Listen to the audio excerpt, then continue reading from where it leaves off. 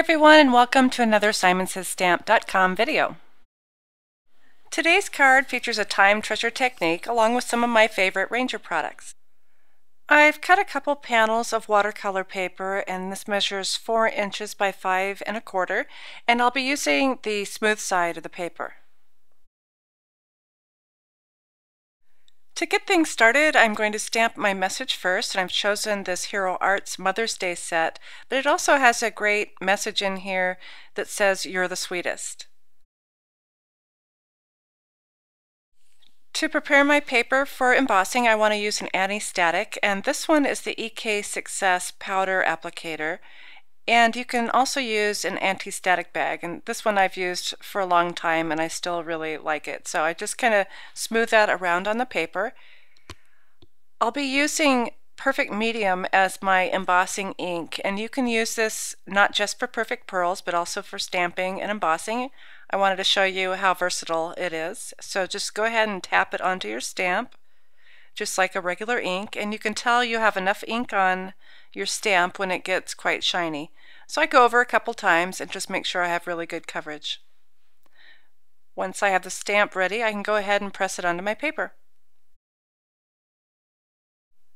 I keep my embossing powder in a container with a lid, and I also keep a little plastic spoon in there where I can scoop that out and put it onto my embossed image and then tap off the excess. I also want to make sure that my image is really clean before I go to heat set it. Okay, once I put my embossing powder away, I can grab my heat tool, and I use the old Milwaukee type heat tool, and I'll go ahead and heat the embossing powder up until it's shiny. Okay, now for the fun part. So I have my Dylusion sprays. I've picked out about 5 or 6 colors that I'll be using, and I have them uncapped, and I've put them in a bowl so that I don't knock them over. I'll be using Ranger pipettes to deliver my ink onto my paper. So these are really a handy tool, so you can suck up some of the ink and then put it onto your paper. So it has like a little turkey baster type sucker on the end. And these are really inexpensive. They run about 25 cents each, and they're really cleanable. You can just run clean water through them. And to blow the ink around on the paper, I'm just using a regular drinking straw. I'll be starting off with lemon zest because it's a color that is common through all the colors that I'll be using. So I'll just go ahead and squeeze that topper, pick up some of that ink. You can see I'll just kind of squeeze it in and out, and I'll just get a little bit, and I will add kind of a couple drops just to right where my embossing is. And now I'll grab my straw, and I can blow slowly and just kind of move it around. And you just keep blowing it and just kind of move behind it to get it to where you want to go. So here we go. I'm just kind of just creating trails with the ink. Once you get this started, you can go ahead and tilt your paper, and the wet ink will follow the trail that you already have on the paper, and you can move that around. And I like to shift this around and then blow to move the ink downward and across. So just continue blowing until you have what you like with your first color. I think it's really effective to let the colors dry in between. Sometimes I get impatient, so I can grab my heat gun and give this a little blast of heat and let it dry out a bit. And you can still kind of allow that ink to flow around and move. And when it puddles in on the watercolor paper, it gives you a whole nother effect. You can also blot this up with a paper towel. It will lighten your color, just as if you were using it as a spray. Once you blot with a paper towel, it does lighten it up a bit, but I'll show you up close how it starts to puddle in around. And now I'm about ready to start my second color.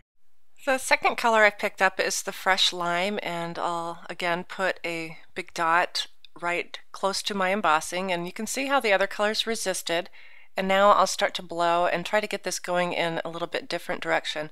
The reason why I wanted to dry these off in between is because your next color may try to follow that same trail as your first color. So if you can, try to dry your colors in between and let them sit on top of each other. So keep turning your page around and giving it blasts of air. At this point I'm still going kind of gently, And I'll show you what happens if you get a little more aggressive with your blowing. You can really get this to splatter really well. So I'll kind of finish up some of these small areas, and then I'm going to give this a good blast. So you really get a nice spread out and spray when you get a stronger blast. And if you notice I'm working on a paper towel, I do want that to kind of soak up at the edges so that it doesn't bleed into the back of the paper. So here I'm just going to blot off some of that darker color. And here's how this is starting to look. My next color is Calypso Teal. I love this color. So I've gone in the yellow, the green, and the teal because they will work together. And again, I'm just giving this gentle blast of air or just gentle blows, and now that was a little more aggressive.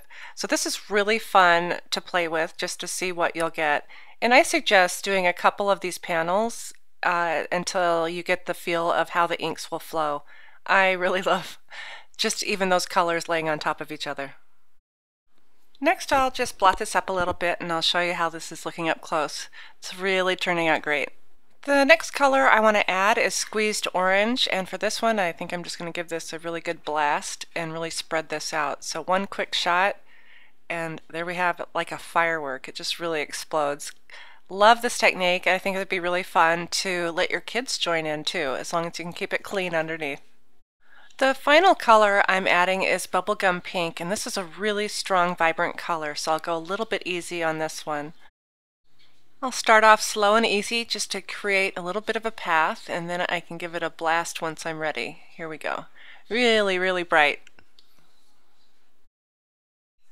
I've gone back in and added a few more bursts of color just to brighten things up a bit, and here I wanted to show you that you can paint with the Dylusion sprays. So I'm grabbing some of the Bubblegum Pink and just dropping it into my little paint tray here.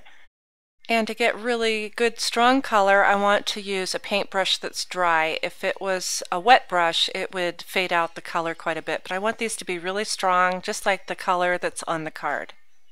So just paint over your hearts. I've die cut these from Simon Says Stamp heart sets, and I have those listed on the blog. The next heart I'll be coloring with Calypso Teal, so I'll just grab a little dot of that. Since these hearts are really tiny, I don't need much of the spray ink, so just one little dot will do me. And again, that'll be a dry brush. I've dried my brush off after rinsing it with water. And for my last heart, I'll be painting that with the Squeezed Orange. So once I get my hearts painted, I can go ahead and mount these to my card. Here's my finished card. I hope you've enjoyed this technique, and we'll catch you next time.